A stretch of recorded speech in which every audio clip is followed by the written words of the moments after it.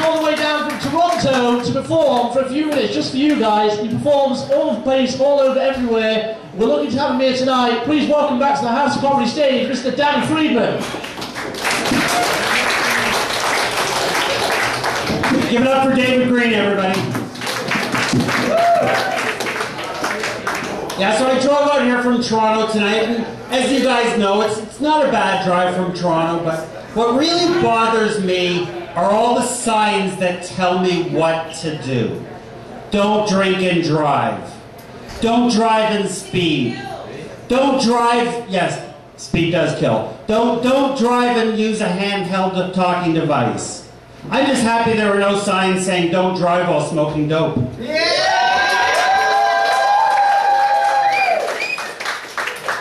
Here's a dumb question. Any dope smokers in the house? Okay, by applause, anybody that doesn't smoke dope? I guess you come here and retire in the falls. So I just want to begin by sharing a personal story with you guys. About 2 years ago, I was a victim of plentyoffish.com. I know Josh talked about Plenty of Fish earlier, and see what happened was I was living in Toronto and I met this woman, and we fell in love. But part of the problem was not only did she not live in Toronto, she didn't even live in Canada. She lived in Montreal.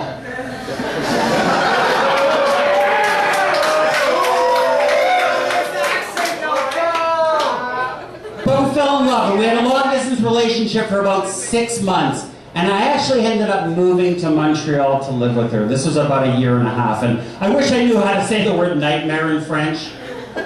See, she was French-Canadian, and she got really frustrated with me. I lived there for about 8 months, and I didn't learn any French at all. The last night I was there, we were having dinner, and she says to me, Danny, tonight I'm going to teach you French. So later that night, we were in bed, we were having sex. We were right in the middle of sex. Yeah, I was about a minute into it. She says to me, Danny, your penis is petite. But I should have clarified it with her, because then I didn't know if petite meant long or thick. But then I sat back for a couple of minutes and I thought about it, and I looked at her and I said, you know what the problem is? The problem is that your vagina, how would I say in French, is really fucking big. She kicked me so hard I learned a new word that night, derriere. Yeah, that was my experience in Montreal, but I recently, I know David was talking earlier about birthdays, I recently celebrated my 50th birthday, the big 50. Thank you. Thank you very much. I'll tell you though, it's a big number, it's a scary number. I freaked out a little bit about 6 weeks ago when I woke up one day and I realized that I'm exactly twice the age of the Roll Up the Rim contest. I'm so old that the last time the Toronto Maple Leafs won the Stanley Cup, I was alive. Crazy, crazy. I went to sleep one night a few weeks ago, and when I went to bed, my body felt great. When I woke up in the morning, I actually had a pulled hamstring. Apparently 50 is the age where you've got to stretch before you go to sleep. I hang out in Toronto with a lot of younger comedians like Joshua, and this 23-year-old female comic that I know, she produced a movie. And I found out last week I'm getting my first ever role in a movie. I'm going to be the random old man. You do? Thank you. Thank you, exactly. Yeah, it's fucked up 50, but I played the softball league this summer in Toronto, and that was kind of cool. I was in the over 50 division. I was a little distraught at first when I found out they refer to it as the final division. It was fun though. My very first game, I hit my very first ever home run off a 73-year-old pitcher. I don't make the rules. That's all right though. Exactly, a home run's a home run. But you know what? For my birthday, one of my best buddies, he bought me a present. He bought me a book that he told me to make sure I read very carefully. And I brought the book to show you people tonight. Another frog? I don't know if you can all read the title at the back. It's Sex After 50. When you open up the book, you notice the front page is blank. As is every other fucking page. So I read it. And I'm glad I did, because it made me think. The author is a genius. So I stole his concept. The first book I wrote was titled Cookbook for Anorexics.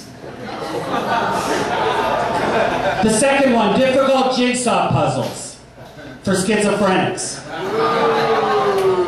And the finale, A Guide to Making It to the National Hockey League for Asians. They love that joke in Chinatown. Yeah, but 50, I'll tell you, it's a crazy age, and I'm actually recently single. See, last year I was involved in a relationship for most of the year. It was a real sweet relationship, but I broke up with her when I found out she went on holidays with her husband.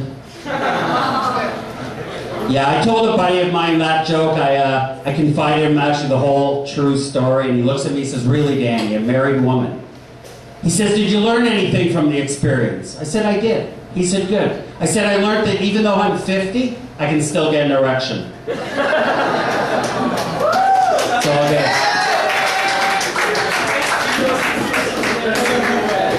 Before I leave you guys, I'll just tell you that one of the things I am finding as I'm aging is that my patience is shot, completely shot. I had an incident at my bank recently. See, I deal with the Scotia Bank, and I don't know about you guys, but I am not richer than I think. What the fuck are they kidding? So I called them on. I went down to my local branch, and I went right up to the customer service lady, and I demanded to speak with somebody. She asked me what it's pertaining to. I asked her what pertaining means. She says, "What do you want to talk about?" I said, "I just don't think I'm richer than I think." She says, "How about we open up your portfolio?" She says, "You've got 0 stocks and 0 bonds, Danny." I told her I like to be called Mr. Friedman.